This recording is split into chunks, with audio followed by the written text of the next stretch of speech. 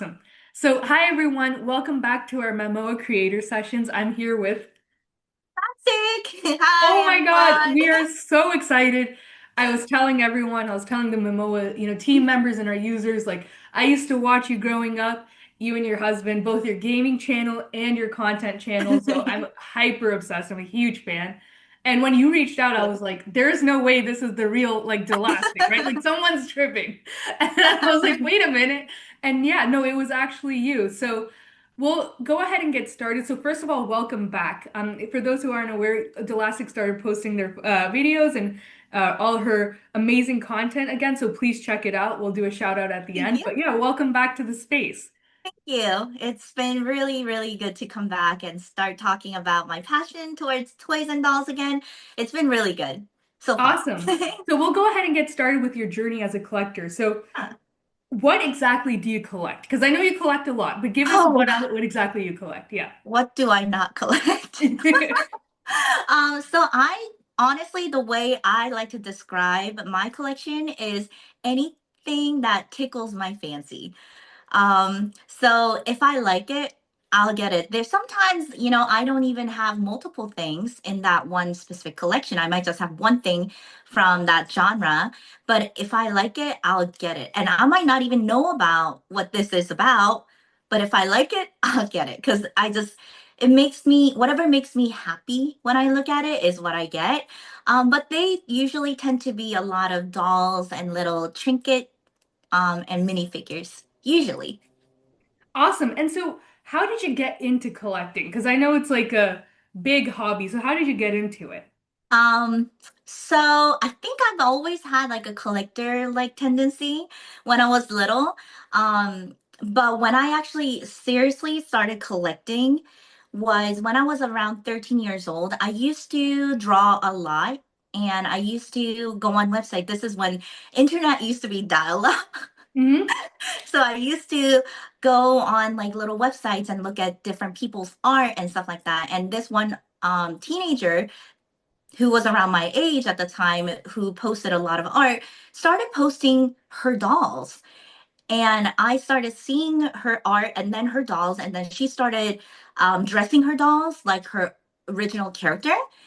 And then that just like blew my mind. I was like, oh my gosh, that is so cool. Because up until that point, whenever I played with toys and dolls, I was always playing as that character, if that makes sense. I never thought to turn a doll into my original character. And because I was already creating so many stories in my head, I was like, I want to do that.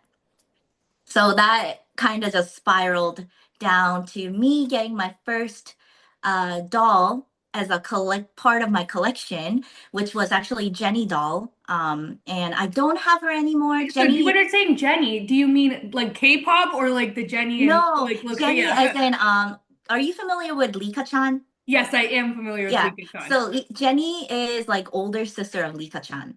Okay, I didn't know that actually. That's Yeah. awesome. I don't know if that's accurate, but it's from the same company. I actually don't have that doll anymore. I moved around so many times, so I lost that doll during one of my moves. But then from Jenny, I discovered BJD, and then Okay. and then everything just spiraled Yeah, we down. have a big VJD community on Memoa, and I love seeing how everyone customizes their dolls and Mhm. really spends so much time. So, what kinds of BJDs do you collect or have collected? I collect a lot of guys, boy dolls. I do have quite a bit of girls too, but what actually really drew me into BJDs is the fact that not a lot of companies were making boy dolls at the time, Yeah. but there were a lot of boys that you could get for from BJD companies. And I'm like, I like this. I am not a fashionable person, but I always found men's fashion to be more fascinating. I always found suits to be really, really beautiful. Hmm. So I started collecting way more boys, and then I collected girls too. So it's mostly not fantasy, it's more contemporary BJDs. Awesome. It reminds me Yeah. of Smart Dolls by Danny Chu, if you know them. Yes, I do Because know them. yeah, Yeah. because I think of like how he has like the full gamut of like, all the different, body types, which is really important for doll representation, and also a lot of guy dolls. Yeah. So that's Yeah. great. Yeah. Yeah. So let's talk about favorites. What is your favorite item in your collection? Is that like a question that I know Ah, some people it's hard to choose? Yeah. I do have some favorites. I wish I could show you. Like I was telling you that I'm actually moving my room, Yeah. so unfortunately I can't hold it up to show you. But my very first BJD I ever got, um, he was a journey to obtain. Mm-hmm. I was like 13, 14 years old, and at that time he was over $1,000 Mm-hmm. to get because of at the time, buying overseas was not very easy. So I Mm-hmm. had to jump through loops to get this doll from Japan, and then I had to pay customs and all that jazz. So he ended up being very expensive. So like I went through a whole journey of saving to obtain this doll. So because of that, that doll will always be so special to me. Just the journey of, getting to a point where I got him. So I have that BJD. I also have some really special toys in my collection that are actually by my friends. I don't know if you know Cookie Swirl C. I don't know, but that name sounds familiar. That name sounds really familiar. Yeah. Yeah, so Cookie Swirl C had a Barbie doll made by Barbie Mattel. So that is also a very special collection in my a special doll in my collection. And then I have my friend Gamer Chad or Chad Allen. He also made a plushie, and I have his plushie in my collection. So most of the stuff that is very special to me are items that actually have like memories attached to it. That's awesome. And that actually is very on brand with what we're talking about and what we're Yeah. talking about with Momoa. Um, so I know you mentioned customizing. So do you like to customize your collection? Do you like to, because I know a lot of, especially in the doll community and even plushie community, there's a lot of Mhm. making your collection really feel like your own. Yeah, I haven't done that in a long time. Mostly because when I started YouTube, I started becoming so overwhelmed with everything. And not only that, I think I struggled with perfectionism a little bit. So I had a hard time showing my customs after I became more YouTube focused because I'm like, this is not good enough, Hmm. and then that kind of like made me clam up a little bit with my customs. Um, but so I haven't really done any customs in about, I would say, 7 years or so. But before that point, I used to customize all of the time. I used to actually make my little side hustle, Hmm. doing face ups for people. Oh wow, yeah. I know Yeah, what face ups are. Yeah. yeah. Oh, that's awesome. Okay. And also, speaking of collecting, so your husband's also a really prominent, YouTuber and content creator. What does he collect and do you guys bond over like collecting? Yes and no. Okay. he, so we do bond over collecting in a way that he's always been very supportive, and he's the type of person that, because I am his wife and he loves me, he wants to know what I'm into. Oh wow, yeah. So even though he's not really into Disney pins, he would go to Disney pin events with me to see what I'm interested in. And then he loves actually the feeling of hunting. Hmm. So he loves playing Pokemon and shiny hunting because he loves just searching for the rare stuff. So he loves going toy hunting with me and help me find whatever I'm looking for. So in that way, we're bonding over collecting. But he doesn't collect what I collect actually. He collects statues. Oh, that's awesome. And yes, we've seen you upload them to your Memoa profile, so I'd love to dig into that. Mhm. And the other thing I want to talk about is so you're not only a collector, but you're also a content creator, right? And you have a really big YouTube channel. How has that kind of shaped your collecting and also like, the friends you make? And I know there's a big community around collecting too. Oh my gosh. How has that shaped my collection? It exploded my collection. Yeah, that's really relatable. Yeah. Yeah, it exploded my collection. So up until YouTube, um, I think a lot of people experience this when they are collecting and their family don't really understand what this is. I was always told like, oh, it's probably time you get rid of that stuff. You're too old for it and things like that. But then when I actually started YouTube and I started gaining subscribers, my family started saying, oh my gosh, Hmm. Plastic is not so weird. There's other Yeah. people who's just like her. Yeah. So they became way more accepting of my collection. And without even me asking, they would get dolls for me as my birthday gift and like my Christmas Oh wow, gift. yeah. I was like, what? This is amazing. So like that exploded my collection in the sense that I was able to openly like display everything. And because I was openly able to explore my collection more, I started purchasing way more. Yeah, absolutely, absolutely. Yeah, Yeah. yeah. Yeah.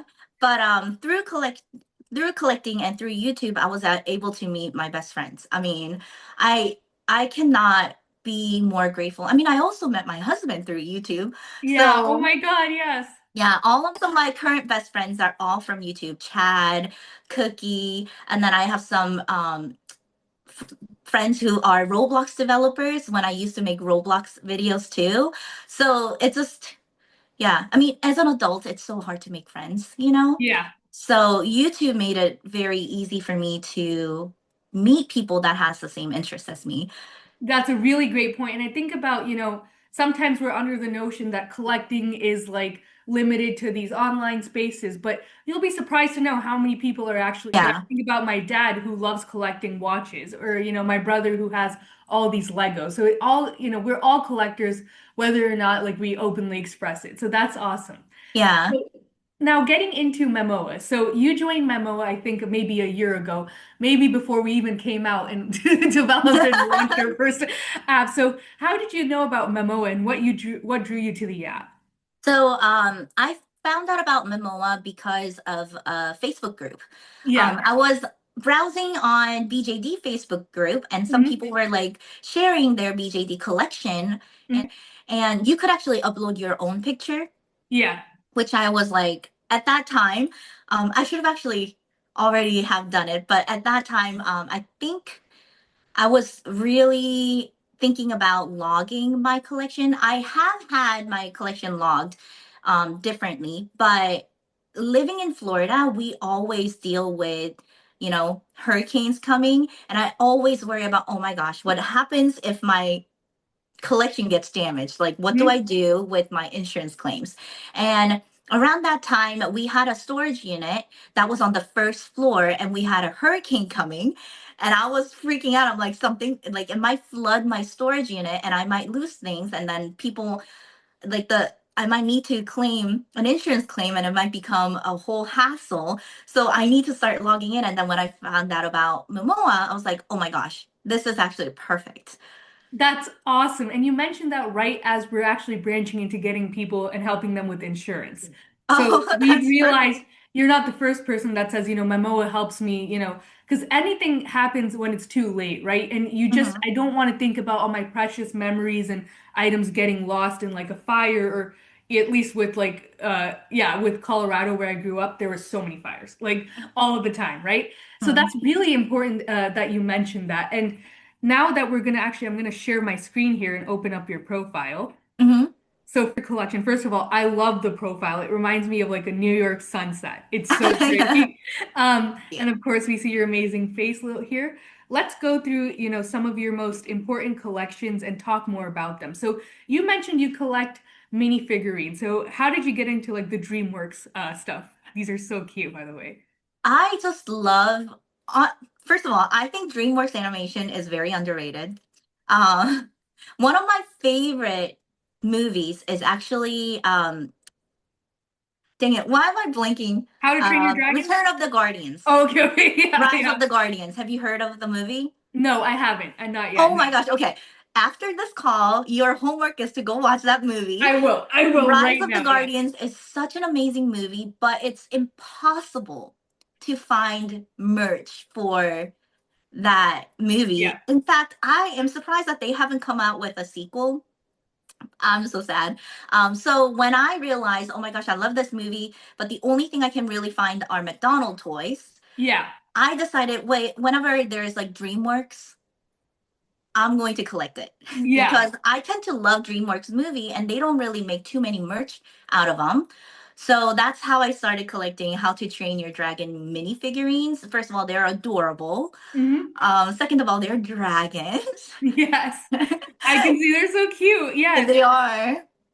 And that's how you got into collecting them. And I love your setup here. Do you have a favorite of your dragons or your merch here? Oh, so I think I love all of them. I Yeah. will have to say Hiccup annoys me so much though. I know you asked for a favorite, but here I am going about You're something that annoys the me. least favorite, yeah. Hiccup, because he has a prosthetic leg, he is so impossible to stand. Oh So yeah. yeah, he annoys me, but I Oh, love oh him. yeah. Oh yeah. I just saw him right here. Let me pull Yeah, him up. yeah. This is your hiccup right here. Yeah, Hiccup. Yeah. Oh my God, what a cute little guy. I love him. I He love is him so much. cute. Yeah. Yeah. Awesome. And How to Train Your Dragon is such a great movie. It's Oh also my one of my gosh. favorites. So Yeah. I love that. And so you also have your Winnie the Pooh. So do you like, is Winnie the Pooh one of your also favorite kind of Not families? No, not really. So Yeah. I only collect Winnie the Pooh when um I really, really like it because it's not really something that I'm attached to. It's Hmm. something that my sister is attached to. Remember how I told you I tend to collect things that reminds me of Yes. certain memories and brings me happy thoughts and stuff like that. So Winnie the Pooh, whatever I have in my collection is just that. So my sister collects Winnie the Pooh. It's my sister's favorite IP from Hmm. Disney. So whenever I see Winnie the Pooh and I like it, then I get it because they remind me of my sister Jenny. Unfortunately, she's not here. She's actually living in a different state. She's my best friend and always have been. So it's like a way for me to have a little part of Jenny. Her name is Jenny, and with me close by, and just whenever I see it, I'm like, oh, Jenny. That's so sweet. And it really talks about how we collect things that are really reminding us of like memories and stories and, basically a real personal attachment. I know for me, Mhm, I kept my brother's Lego collection because we used to build them together, right? So mhm. it's really amazing to be able to bond with other humans through our collecting. Yeah, And that's such a sweet story. And speaking of, I did want to talk about something really special here that you were telling me about before. yeah. Um, this is your doll, and I'm just going to let you take over and talk about it. Okay, so this is over 100-year-old doll, and she is handmade by my daughter's great grandmother's great great grandmother. So this doll has been passed down 5 generations, and it's definitely gonna be an heirloom. And yeah, my daughter loves this doll. She doesn't have a name, so my daughter calls her doll.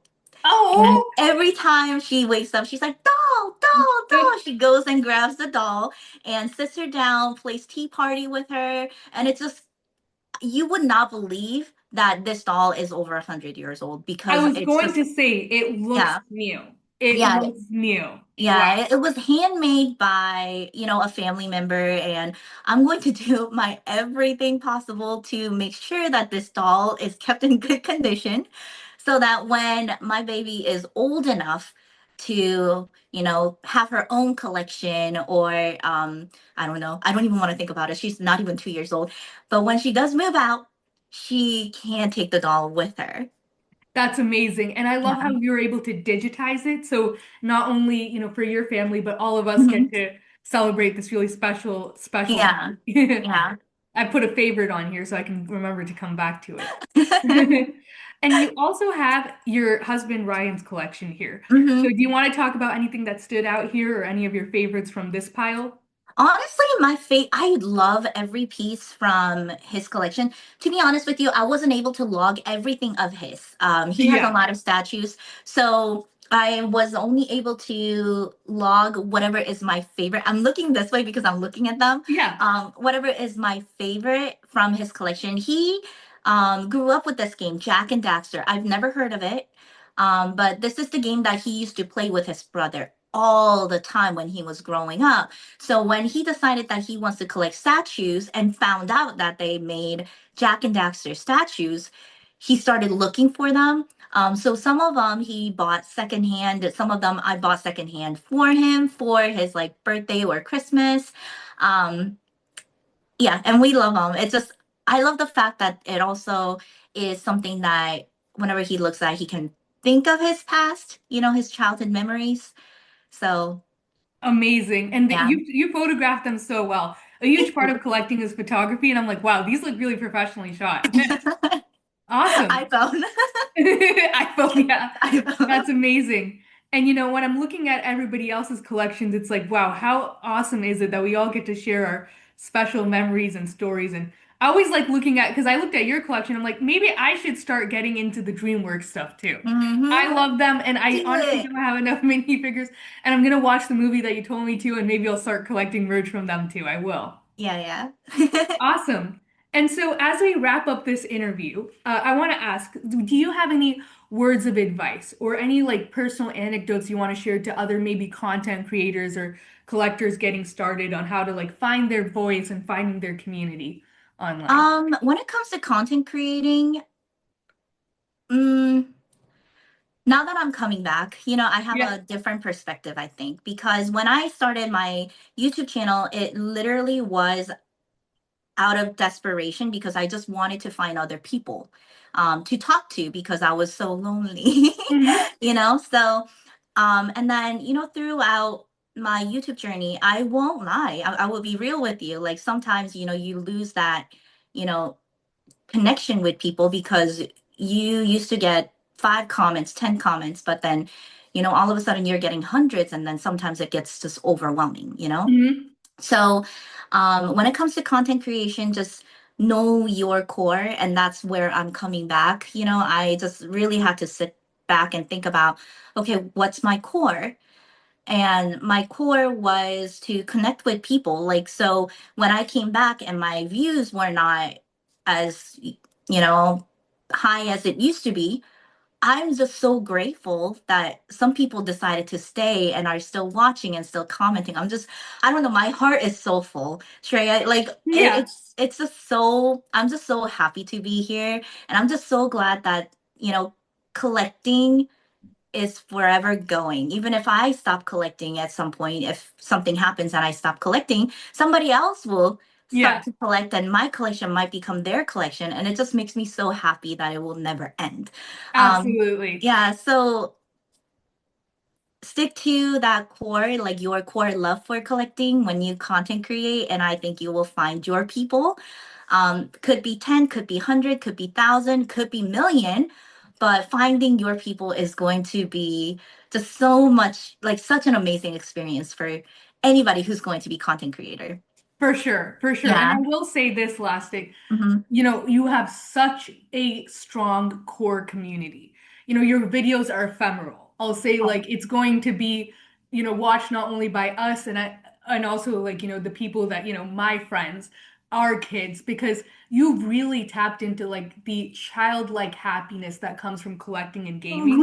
And when things get hard, because I know the world is always moving and as we get older, we tend to lose that like happiness and innocence. Your videos will always bring us back to that. So we're always grateful forever that you've come back and you've decided to be a part of Memoa and are going to help us and help you take us to the next chapter of whatever we have coming up. I'm super excited. Thank you. You're so sweet. Awesome. And